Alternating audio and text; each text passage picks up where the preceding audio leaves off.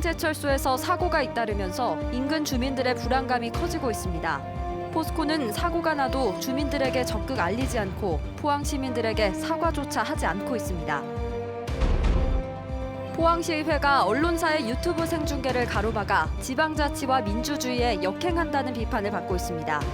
시의원들의 의정 활동을 언론사가 시민들에게 적극적으로 알려주겠다는데 도리어 이를 막는 이해할 수 없는 포항시의회의 행태를 취재했습니다. 여러분 안녕하십니까? 포항 MBC 뉴스입니다. 포스코 포항제철소에서 며칠째 대형 화재가 발생하고 쇳물이 쏟아지는 등 사고가 잇따르고 있습니다. 하지만 포스코는 사고가 나도 인근 주민들에게 제대로 알리지도 않고 포항 시민들에게 사과조차 하지 않고 있습니다. 박성아 기자가 취재했습니다. 지난 13일 포스코 포항제철소 스테인리스 금속 제조 공장에서 발생한 대형 화재. 당시 인근 마을에서 찍은 영상입니다. 마을 위로 검은 연기가 가득합니다. 햇빛이 거의 아예 안 보일 정도로 이게 청림동 주변에 먹구름이. 이 화재가 발생하고 사흘 뒤 이번에는 제강 공장에서 1,500도 고온의 쇳물이 바닥으로 쏟아지는 사고가 또 발생했습니다. 이곳 청림동 마을은 작은 냉천을 사이에 두고 바로 옆에 포스코 포항제철소가 위치하고 있습니다. 잇따른 사고에 인근 주민들의 불안감은 커져만 갑니다. 크게 검은 연기가 올라가고 하니 엄청 불안했죠, 지역 주민들은. 대피라든지 화재에 대한 안내라든지 이런 부분은 전혀 없었습니다. 13일 사고 당시에는 공장 시설에 플라스틱이 타면서 유독성 연기가 마을을 뒤덮었지만 포스코로부터 어떤 통보나 안내도 받지 못했습니다. 아직까지 대피하다는 소리 한번 한 적도 없고 주민들이 모르고 넘어가는 것도 엄청나게 많이 있었죠. 포항환경운동연합과 금속노조 포스코지회도 성명을 통해 대형 사고가 나거나 위법사항이 드러나도 포스코는 포항 시민들에게 사과조차 하지 않고 있다고 주장했습니다. 또 노조는 포스코가 1조 원이 넘는 막대한 안전 예산을 투입하고도 왜 사고가 잇따르는지 이해할 수 없다며 이 돈의 정확한 사용처를 밝히라고 촉구했습니다. 1조여 원의 돈을 투자한다고 했는데 지금 3년이 다 돼가는데 그 돈 투자 항목이 명확하지가 않습니다. 작업자 감시를 위한 CCTV가 지금 가장 큰 것이고 나머지 부분은 지금 아직도 확인되지 않고 있습니다. 한편 포스코 인근 주민들은 평소에도 포스코의 대기오염 물질과 정체불명의 검은 분진 등으로 환경오염 피해를 일상적으로 겪어왔다며 감독기관인 경상북도와 포항시가 포스코에 대한 적극적인 단속과 처벌에 나서라고 밝혔습니다. MBC 뉴스 박성아입니다. 포항시의회가 시민의 방청과 언론사의 유튜브 생중계를 가로막아 지방자치와 민주주의에 역행한다는 비판을 받고 있습니다. 시의회는 방청과 생중계를 위해서는 사전 협의해야 한다고 밝혔는데 관련 법률을 찾아봤더니 그런 규정은 없었습니다. 장성훈 기자입니다. 포항시의회 복지환경위원회의 행정사무감사장, 의원들 간의 의견이 팽팽히 맞서고 있는 포항하수처리장에 대한 감사를 앞두고 위원장이 방청 중인 한 시민에게 퇴실할 것을 요구합니다. 죄송합니다. 지금 퇴실을 좀 하셔야겠습니다. 제가 뭐 방해하고 있는 게 없지 않습니까? 예, 그리고 미리 협조된 사항이 아니어서. 퇴실 요구를 받은 시민은 포항환경운동연합 사무국장, 위원장의 결정을 납득할 수 없다며 항의합니다. 제가 뭐 방해했습니까? 오히려 이런 지적이 이 회의의 진행을 지체시키는 것 같은데요. 당연한 거 아닙니까? 예. 뭐 무슨 여기 난동부리러 온 것도 아니고. 결국 위원장은 의원들에게 의견을 물어 뒤늦게 방청을 허용하기로 결정을 번복합니다. 위원장은 포항 MBC의 유튜브 생중계도 사전 협의가 부족했다는 이유로 허가하지 않았습니다. 3명의 의원들은 시민 알 권리 차원에서 허용해야 한다고 요구했지만 표결을 거쳐 생중계 불허 결정이 납니다. 의원들에게 전체 다 물어보십시오. 물어보시고 그러면 결정이. 위원님들께서도 지금 100% 찬성은 아니지만 제가 위원장으로서 오늘 방송하는 것은 허락하지 않겠습니다. 포항시 의회는 지방자치법을 근거로 사전 협의되지 않아 불허했다고 주장했지만 법 취지와는 거리가 멉니다. 방청인의 퇴실 명령은 질서 유지의 목적일 때만 가능하고 방청이나 언론사의 유튜브 생중계 때 사전 협의해야 한다는 내용은 아예 없습니다. 더구나 포항시 의회는 홈페이지를 통해 조건 없이 시민들의 방청이 가능하다고 홍보하고도 실제로는 상반된 행태를 보인 겁니다. 어떤 의사 진행에 있어서 방해가 되는 행위에 대해서 이렇게 조항을 금지를 시켜놓은 거지, 그 외에 어떤 시민들의 방청 행위라든지 그것을 어떤 뭐 다른 방송이나 이런 것들을 통해서 국민들에게 알 권리를 보장하는 것을 막을 어떠한 명분도 없다라고 생각을 합니다. 특히 방송사의 유튜브 생중계를 불허한 건 국민 눈높이를 맞추지 못하는 시대 역행적인 행태라는 지적이 나옵니다. 유튜브 채널을 만들고 적극적으로 자신들의 의정 활동이나 이런 것들을 공개함으로써 시민들을 이제 초대하는 그러한 것들을 지금 이제 운영하고 있는데, 지금 포항시 의회 같은 경우는 이제 역으로 가는 거죠. 포항문화방송은 논란이 되고 있는 포항 하수처리장 문제와 관련해 포항시 의원들의 의정 활동을 시민들에게 적극 알리기 위해 유튜브 생중계 방송을 추진했지만 이를 막는 시의회의 행태를 도저히 이해할 수 없습니다. MBC 뉴스 장성훈입니다. 울진 지역의 골재 과다 채취 및 부실복구 의혹과 관련해 울진사회정책연구소가 울진군수 등 공무원 4명을 직무유기 혐의로 경찰에 고발했습니다. 울진사회정책연구소는 고발장에서 울진군은 제기된 의혹에 대해 실태 조사를 하고 관련 업체를 고발해야 하지만 한 달이 지나도록 별다른 조치 없이 복구에만 급급하고 있다고 지적했습니다. 또 골재 과다 채취를 통한 부당 이득금을 전액 환수하고 골재 허가와 채취, 복구를 엄정하고 투명하게 관리할 것을 촉구했습니다. 오늘 새벽 3시쯤 포항시 구룡포읍 석병1리 동쪽 약 700m 해상에서 50톤급 어선 A호가 좌초되는 사고가 발생했습니다. 신고를 받은 포항해경은 경비함정과 구조대를 현장에 급파해 승선원 7명을 모두 무사히 구조했습니다. 해경은 어선이 이동 중 암초에 걸려 좌초된 것으로 보고 정확한 사고 경위를 조사하고 있습니다. 포항시의회 행정사무감사에서는 음식물 쓰레기 처리시설 선정과 적환장 설치 문제가 집중 거론됐습니다. 포항 호동 쓰레기 매립장 시설의 사용 기한이 이달 말에 종료됨에 따라 음식물 쓰레기 대란이 우려되고 있습니다.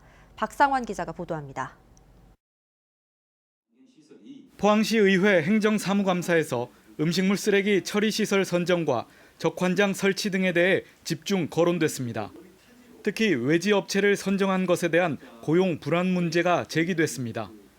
2순위 선정한 업체가 이 대란이 일어나지 않으면 하나님의 일종의 이제 위탁 처리 외에 계획된 이행 계획들을 성실하게 계획대로 갖춰주지 않으면 고용의 문제나 그 적환장의 문제나 특히 이야기하는데 6월 30일이 지나면은 모든 부분에 역할에 있어서 불편하고 피해를 보는 우리 주민들입니다. 그래서 저 부분에서 처리 부분에 뭐 적환장이든 뭐 그다음에 아니면은 뭐 차량 고용 문제든지 이거는 저희들이 직접 적극 나설 계획입니다. 다량 배출 사업장에서 발생한 음식물 쓰레기 처리 방안과 장거리 운반으로 인한 비용 추가 등의 문제점도 거론됐습니다. 다량 사업장 같은 경우는 일일 몇 톤 나오십니까? 한 50톤 정도. 그럼 그 다량 사업장 처리는 어떻게 할 것입니까? 여러 가지 불안정한 요인들이 많이 발생합니다. 도로를 이용해야 되고 또 여름철, 겨울철 같은 때 여러 가지 태풍이라든가 그런 환경적 요인도 있고 해서 1년 20억 정도 추가가 되는 거죠. 기존의 처리 비용에서. 무엇보다 음식물 쓰레기를 외지로 이송하기 전 한 곳에 모아야 하는데 이 적환장 시설을 철강공단 안에 새롭게 설치하는 문제도 도마에 올랐습니다. 현재 기준에는 그 계획이나 용도에 이제 부합하지 않고 있는데 이 문제를 어떻게 풀어갈 계획인지. 이번에 다시 적환장이 거기다 설치된다 그러면 또 다시 그런 민원이 악취 발생한다, 민원이 발생할 수 없고 그에 따르는 또 혼란이 생길 수가 있는데 될 수 있는 방법을 저희들 이제 공식적으로 포항시와 계약이 된다면 그때부터 저희들이 적극적으로 풀어나갈 그런 계획입니다. 포항 호동 쓰레기 매립장 시설의 사용 기한이 이달 말 종료될 예정인데 외지 이송을 위한 적환장 설치가 지연될 경우 음식물 쓰레기 대란이 우려되고 있습니다. MBC 뉴스 박상환입니다.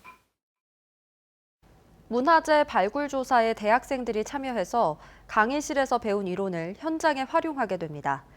대학생들이 교과 수업으로 발굴에 참여하기는 이번이 처음으로 문화재청은 성과를 지켜보며 대학생 실습 기회를 확대해 나갈 계획입니다. 보도에 김철승 기자입니다. 경주 분황사와 황룡사지 사이에 위치한 구항동 지성묘. 국립경주문화재연구소가 발굴을 시작했습니다. 인근에서는 신라가 형성되기 이전 청동기 시대 주거지가 확인된 적이 있습니다. 종전과 다른 점은 대학생들을 참여시킨 것입니다. 동국대 경주 캠퍼스 고고미술사학과 학생 20여 명은 교과 수업으로 하루 6시간 18일간 발굴에 참여합니다. 시작을 알리는 개토제서부터 보고서 발간 과정까지 체계적으로 배우게 됩니다. 책과 현장은 좀 거리감이 있는데 이번 기회를 통해 현장에서 체계적으로 실습을 할 수 있어서 좋은 기회인 것 같습니다. 대학생 발굴 실습은 대학 박물관을 중심으로 1990년대 중반까지는 이루어지다 그 후 민간 발굴 기관이 크게 늘어나면서 사실상 끊겼습니다.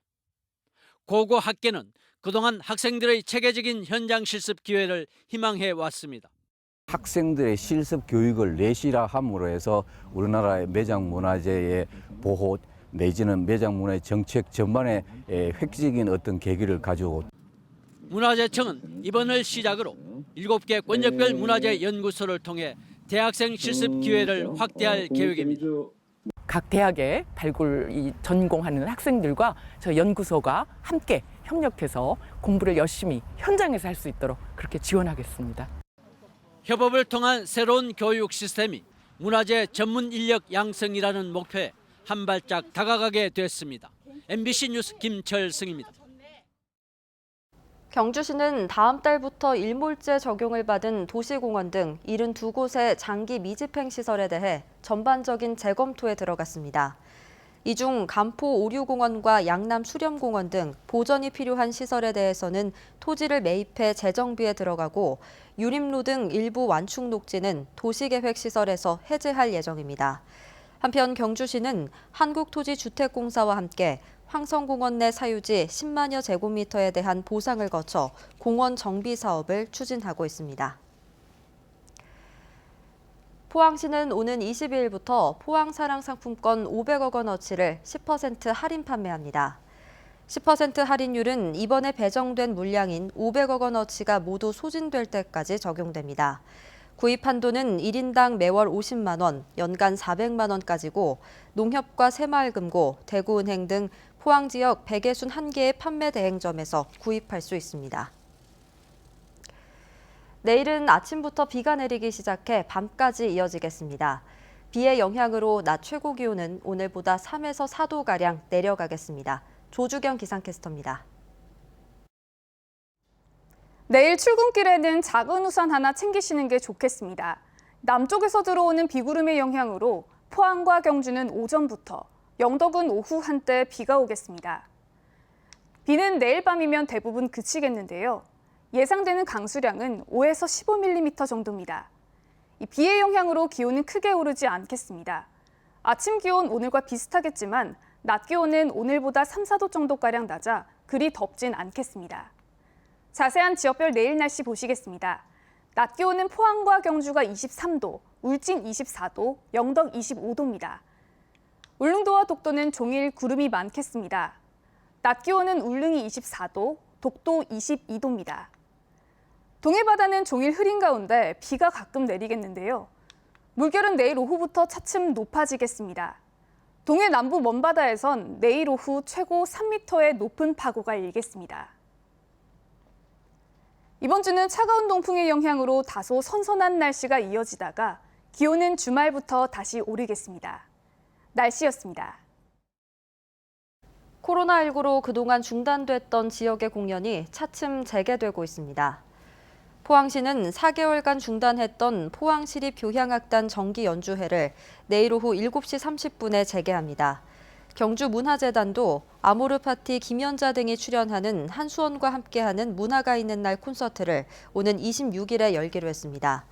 포항시립교향악단은 시청 대잠홀 590석 중 110석만 개방하고 경주문화재단은 예술의 전당 화랑홀 1053석 가운데 521석만 사용해 공연하기로 했습니다.